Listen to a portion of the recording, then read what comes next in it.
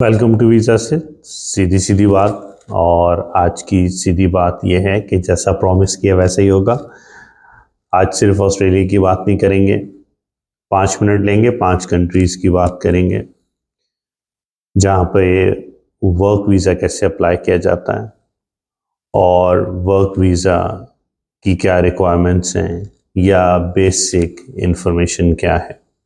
ठीक है, आप ये वीडियो यूज़ कर सकते हैं अपनी रिसर्च करने के लिए, और अगर आपको और इन्फॉर्मेशन चाहिए तो प्लीज़ रीच आउट करें।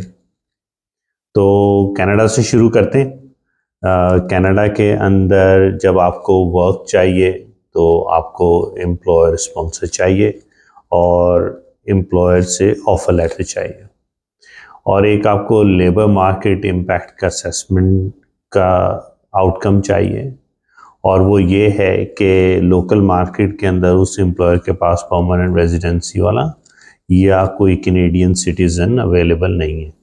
तो ये तो दो बेसिक रिक्वायरमेंट हो गई, सही है। फिर आपको हो सकता है कि कोई और मेडिकल एग्ज़ाम भी देना पड़े, और पुलिस सर्टिफिकेट जो है वो होगा। अब मेडिकल एग्ज़ाम ये पढ़ाई के लिए नहीं है, ये आपकी हेल्थ चेक के लिए, ठीक है। और जो आपकी इंग्लिश टेस्टिंग है उसका भी एविडेंस आपको चाहिए। अब ये जो इंग्लिश की रिक्वायरमेंट्स हैं ये उतनी हार्ड नहीं है जितनी स्किल्ड असेसमेंट के लिए होंगी, लेकिन उनको ये देखना ज़रूरी है कि कौन सी जॉब के लिए आ रहे हैं और वो कौन से आपको इंग्लिश लेवल उसके लिए चाहिए, ठीक है। फिर बात करते हैं ऑस्ट्रेलिया की। ऑस्ट्रेलिया के अंदर जो है वो ऑब्वियसली आपको एम्प्लॉयर स्पॉन्सर चाहिए, और 4A2 जो वीज़ा है वो शॉर्ट स्किल और जो है वो के अंदर अवेलेबल है। 407 एक वीज़ा है जो आप अप्लाई कर सकते हो, रीजनल का अवेलेबल है जो आप अप्लाई कर सकते हो। अब इन वीज़ास के अंदर जो डिफरेंस है वो ये है कि जो 4A2 का वीज़ा है वो परमानेंट रेजिडेंसी में चेंज हो जाता है आप, और कुछ जो वीज़ास अवेलेबल हैं वो डामा रीजन्स में अवेलेबल हैं। अब डामा जो है ये बहुत रीजनल ऑस्ट्रेलिया है जिसका स्पेसिफिक अग्रीमेंट हुआ है गवर्नमेंट के साथ, और वो उस रीजन के अंदर काफ़ी सारी जो एम्प्लॉयमेंट अपॉर्चुनिटीज़ भी हैं और बहुत सारे प्रोफेशंस ऐसे हैं जो कि अवेलेबल हैं स्पॉन्सरशिप के लिए, क्योंकि रीजनल के अंदर बहुत सारे चैलेंजेस हैं एम्प्लॉयर्स को एम्प्लॉयज़ ढूंढने के लिए। तो ये बात क्लियर हो गई कि वो 4A2 का स्पॉन्सर करने के लिए एलिजिबल हो एम्प्लॉयर, और उसके पास अपॉर्चुनिटी हो। और मैं पहले वीडियो बना चुका हूँ बहुत डिटेल में कि उसकी पे की क्या रिक्वायरमेंट्स होनी चाहिए और क्या होना चाहिए, लेकिन आज जस्ट सिर्फ ओवरव्यू, क्योंकि वन ऑफ द 5 कंट्रीज़ जो हम बात कर रहे हैं उसके अंदर ऑस्ट्रेलिया भी है, तो उसकी एक जनरल इन्फॉर्मेशन है। इसके लिए जो वर्क वीज़ाज़ हैं उनके लिए आइल्स ज़रूरी है। उतनी टफ रिक्वायरमेंट नहीं है जितनी कि स्किल्ड माइग्रेशन के लिए है, लेकिन रिक्वायरमेंट है इसकी, ठीक है। उसके बाद हम बात करते हैं जर्मनी की।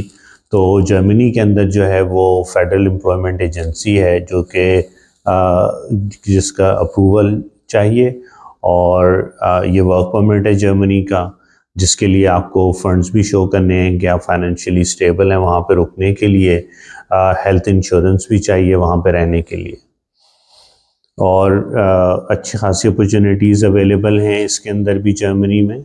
और फिर हम बात करते हैं सिंगापुर की। तो सिंगापुर के अंदर जो है वो स्पॉन्सर एम्प्लॉयर जो है वो अप्रूव करता है मिनिस्ट्री ऑफ मैन पावर, ठीक है। इसके लिए आपके पास बैकग्राउंड चेक होना चाहिए, मेडिकल एग्जामिनेशन होगा, सिक्योरिटी क्लियरेंस होगी, तो जाकर आप फिर ये चीज़ को अपने लिए सिक्योर कर सकते हैं। लेकिन जो जॉब है ऑब्वियसली वो तो एम्प्लॉयर ही देगा, ठीक है।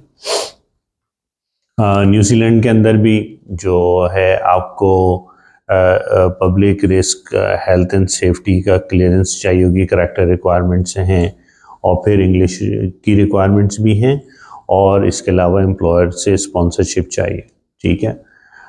अब ये तो मैंने बता दिया कि 5 कंट्रीज़ हैं और इसके अंदर जॉब ऑफ़र्स हो सकती हैं और आप अप्लाई कर सकते हैं, और ये बहुत बेसिक सी इंफॉर्मेशन है।